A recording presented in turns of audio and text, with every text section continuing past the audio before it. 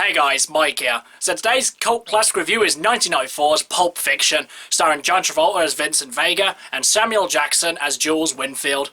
In Pulp Fiction, we follow the lives of two mobster hitmen, a boxer, a gangster and his wife, and two diner bandits, as their lives intertwine in four tales of violence and redemption. And so we have Pulp Fiction. So guys, this is a movie in this series before watching or reviewing it today. I had actually seen it before, though I had actually only seen this one once before, and I did only watch it about a year or so ago. So Pulp Fiction was quite fresh in my mind. But in any case, what did I think of Pulp Fiction this time round? Pulp Fiction is usually regarded as Quentin Tarantino's masterpiece. And if you're going by IMDb, this seems to be the case, as it's the 8th highest rated movie on IMDb. And though I wouldn't say it's my favourite of Tarantino's movies, I can see why it gets all the praise that it gets. The characters are just brilliant, and though at times they can be quite obscure and outlandish characters, they can be very relatable as well. And the big thing that really helps that out is the dialogue, because Quentin Tarantino always knows how to write good dialogue. And more often than not, I find the way that he does this is when he makes the dialogue very realistic, because these characters aren't always talking about being mobsters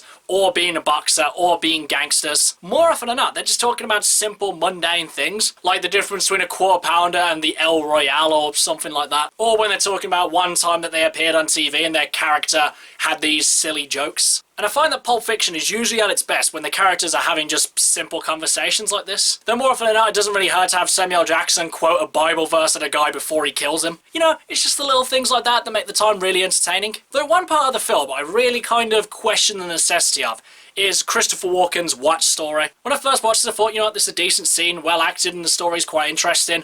But I thought, you know what, will this movie be any different if this scene's not in there? And upon further reflection, I could not have been more wrong. Because like I said, not only is this a great scene, but it really helps to illustrate the importance of Bruce Willis's character's watch. Because the movie could have just said, this is my father's watch, it is important to me. And you know what, that would have done the job at least decently fine.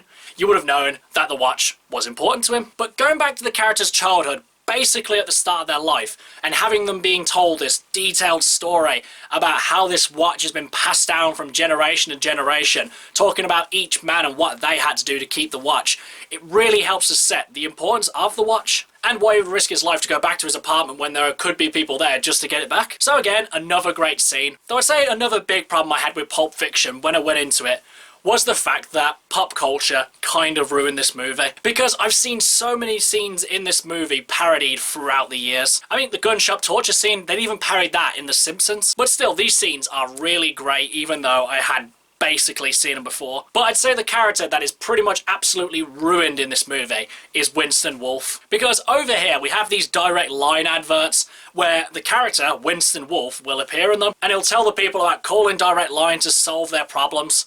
So when it actually came to the movie, I didn't actually know that this character was from Pulp Fiction. I thought they just made him up for the adverts. So when he came on screen, I just could not take this character seriously. Though still another great addition to the film, it just really ruined the character a bit when all I could think about him was quoting people on home insurance. There's something else I kind of take a little bit of an issue with, though it doesn't really ruin the movie, and more or less it actually does help to make Pulp Fiction stand out, is the timeline. Because obviously, if you've seen Pulp Fiction, you know that the movie isn't set out in a linear fashion. It starts off with two characters, they go through their day, and then it switches to another character who's in a different point in time, and then it switches back to those characters in a different timeline, and it's just kind of a bit all over the place. And I kind of question the necessity of that. It doesn't really seem to aid very much it being in this order. But at the same time, like I said, it does help the movie stand out.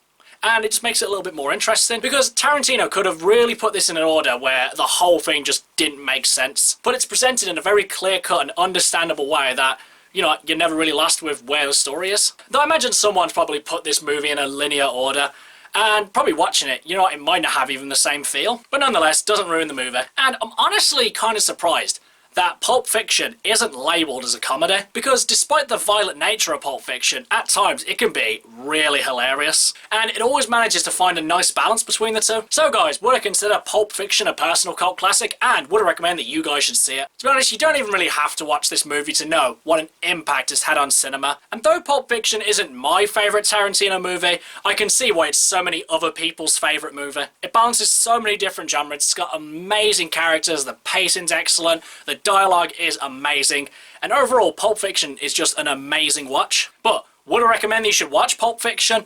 Absolutely, if you haven't already seen Pulp Fiction, then you need to watch this movie. I'm not necessarily saying that Tarantino's done better movies, it's just that I tend to prefer some of his other work to Pulp Fiction. Though at the same time, it doesn't stop Pulp Fiction from being one of my favourite Tarantino movies, just not my favourite one. But in any case, do yourselves a favour, watch Pulp Fiction. Okay guys, that's my cult classic review of Pulp Fiction. Do you love it? Do you hate it? Whatever you think, drop it in the comments below. Until next time, I've been Michael. See ya!